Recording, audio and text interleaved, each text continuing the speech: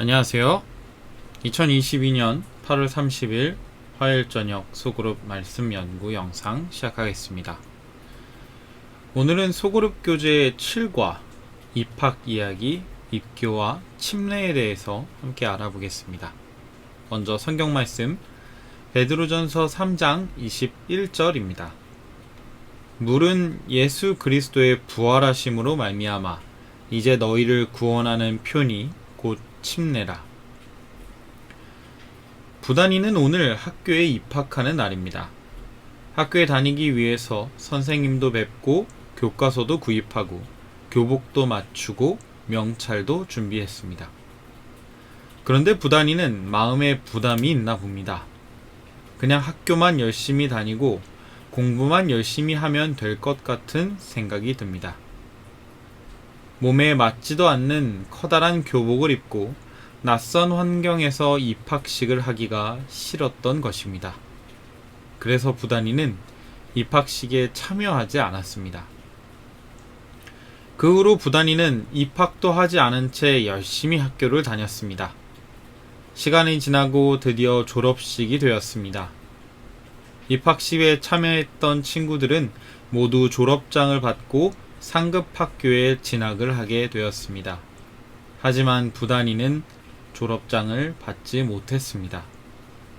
정식으로 입학하지 않은 학생은 평생 학교를 다녀도 졸업장을 받을 수 없기 때문입니다. 만약 여러분이 부단이라면 어떨까요? 몇 년을 함께 공부했는데 입학하지 않았다는 이유로 졸업장을 받을 수 없다면 말입니다. 이처럼 난감한 상황이 또 있을까요? 물론 배움은 다른 친구들과 똑같겠지만 졸업장이 없으면 아무도 그가 학교를 다녔다는 것을 믿어주지 않기 때문에 그 세월들이 낭비처럼 느껴질지도 모르겠습니다. 그 상황에서 부단이가 할 수 있는 일이 있을까요? 학교를 상대로 시위를 하면 될까요? 교장 선생님을 찾아가 빌면 될까요? 그럼 졸업장을 받을 수 있을까요? 그렇지 않습니다. 왜냐하면 입학한 학생에게 졸업장을 주는 것이 법이기 때문입니다. 아무리 원해도 아무리 간절해도 안 되는 것은 안 되는 것이죠. 제가 대학을 다닐 때 간혹 몇 학생들이 신학과 전공 수업에 청강하기 위해 찾아오는 경우가 있었습니다. 성경적인 전문 지식을 배우고 싶어서 찾아온 분들이었습니다. 그런데 그 학생들은 청강생들이었기 때문에 우리와 함께 정상적인 성적을 받을 수는 없었습니다. 기말고사, 중간고사, 과제를 제출해도 학기가 마치면 어떤 성적도 기록으로 남지 않았습니다. 왜냐하면 그 수업에 해당되는 학생이 아니었기 때문입니다. 그것은 간절함과 수업에 대한 열정적인 태도가 어떠한지는 아무 상관이 없지요. 청강생들은 모두 그것을 알고 수업을 들으러 찾아왔습니다. 초등학생이 되고 중학생이 되고 고등학생이 되면 누구나 특정 학교의 학생이 되었다는 입학 서류에 도장을 받습니다. 그것이 이 학생이 우리 학교에 소속되었음을 증명하는 중요한 서류가 됩니다. 교회 안에서의 침례식도 입학식과 같은 의미를 가지고 있다고 생각하면 이해하기 쉬울 것입니다. 요한복음 3장 1절에서 5절 말씀을 함께 보시겠습니다. 바리새인 중에 니고데모라 하는 사람이 있으니 유대인의 관원이라. 그가 밤에 예수께 와서 가로되 랍비여 우리가 당신은 하나님께로서 오신 선생인 줄 아나이다. 하나님이 함께 하시지 아니하시면 당신의 행하시는 이 표적을 아무라도 할 수 없음이니이다. 예수께서 대답하여 가라사대 진실로 진실로 내게 이르노니 사람이 거듭나지 아니하면 하나님 나라를 볼 수 없느니라. 니고데모가 가로되 사람이 늙으면 어떻게 날 수 있삼나이까? 두 번째 모태에 들어갔다 날 수 있삼나이까? 예수께서 대답하시되 진실로 진실로 내게 이르노니 사람이 물과 성령으로 나지 아니하면 하나님 나라에 들어갈 수 없느니라. 니고데모는 바리새인이자 국회인 산헤드린 회원이었습니다. 그는 유대인들에게 존경을 받는 선생님이었습니다. 성경의 대가였고 사람들은 그에게 찾아와 성경 말씀을 들었습니다. 그는 평생을 하나님의 말씀을 지키며 사는데 최선을 다했고 율법을 지키기 위해서라면 자신의 삶을 얼마든지 절제할 줄 아는 사람이었습니다. 오히려 사람들은 그를 보면서 나도 저 사람처럼 되고 싶다 생각했고 그를 본으로 삼아 살기를 원하는 사람들이 많을 정도였습니다. 하나님도 니고데모와 같은 사람을 좋아할 것이라고 생각한 것입니다. 그런데 어느 순간 니고데모의 마음엔 조금 의문이 생기기 시작했습니다. 바로 예수님의 말씀을 듣고 난 후부터였습니다. 그는 다른 바리새인들과는 다르게 예수가 정말 메시아인지 알고 싶었습니다. 그래서 성경을 다시 펴서 연구하기 시작했고 선지자들의 예언을 나사렛 예수와 비교하며 누구의 말을 신뢰해야 하는지 고민했습니다. 그런데 성경을 보면 볼수록 예수라는 사람의 행적을 따라가면 따라갈수록 의심이 확신으로 변해갔습니다.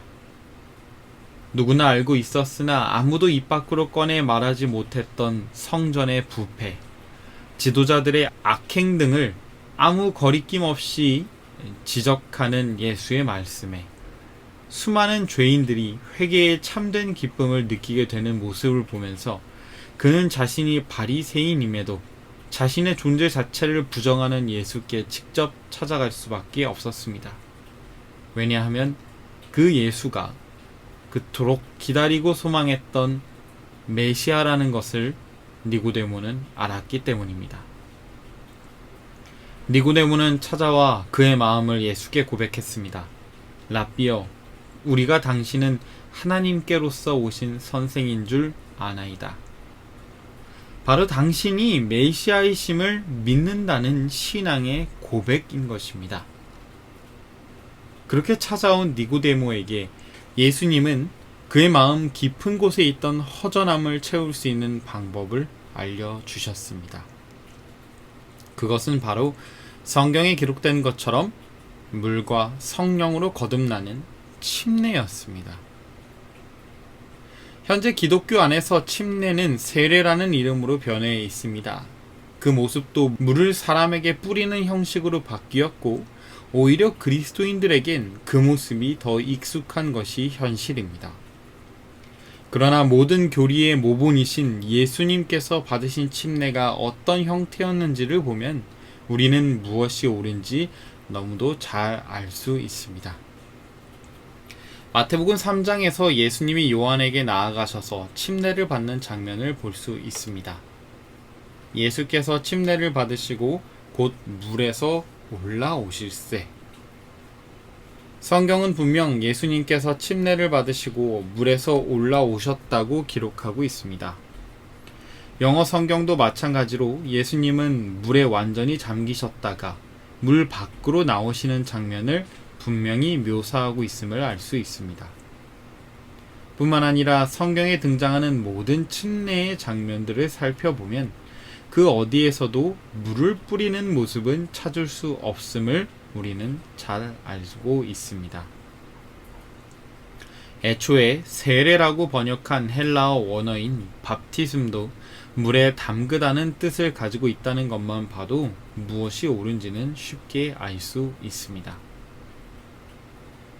로마서 6장 3절에서 4절 말씀에 바울 선생님의 침례에 대한 기록을 살펴보면 물에 잠긴다는 것이 무슨 뜻을 가지고 있는지를 알 수 있습니다. 무릇 그리스도 예수와 합하여 침례를 받은 우리는 그의 죽으심과 합하여 침례받은 줄을 알지 못하느뇨. 그러므로 우리가 그의 죽으심과 합하여 침례를 받음으로 그와 함께 장사되었나니 이는 아버지의 영광으로 말미암아 그리스도를 죽은 자 가운데서 살리심과 같이 우리로 또한 새 생명 가운데서 행하게 하려 함이니라. 침례는 물속의 머리끝부터 발끝까지 담금으로 이전까지 죄에 얽매여 살던 육신을 물에 장사하고 물 밖으로 나오며 부활하신 예수 그리스도와 함께 살아가는 것을 의미하는 행위입니다.